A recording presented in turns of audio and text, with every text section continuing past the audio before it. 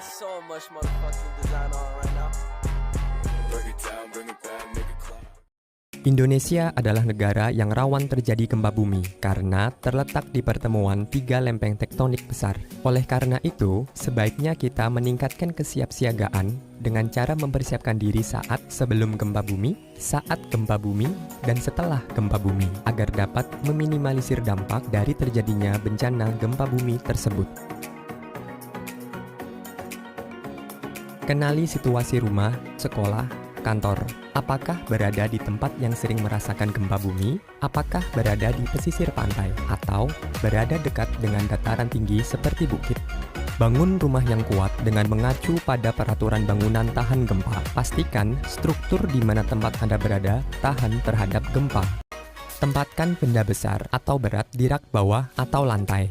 Siapkan tas siaga bencana dan letakkan di tempat yang aman dan mudah dijangkau. Sepakati sarana dan bunyinya sebagai tanda terjadi gempa bumi di lingkungan tempat tinggal kita.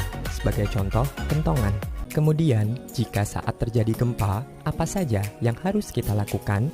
Jika kita sedang berada di dalam bangunan atau gedung, usahakan untuk tidak panik dan segera lindungi kepala dengan benda-benda yang ada, seperti helm, buku tebal, atau dengan kedua tangan.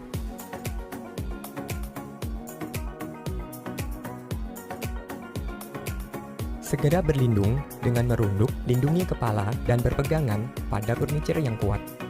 Jauhi jendela, pintu, dan benda-benda yang terbuat dari kaca.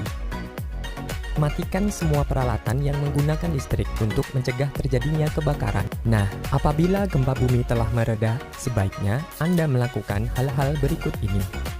Jika kita sedang berada di dalam bangunan atau gedung, usahakan tetap tenang, tapi selalu waspada. Jika goncangan sudah mereda, tetap lindungi kepala. Jauhi bangunan yang sudah rusak karena sewaktu-waktu bisa runtuh akibat gempa bumi susulan.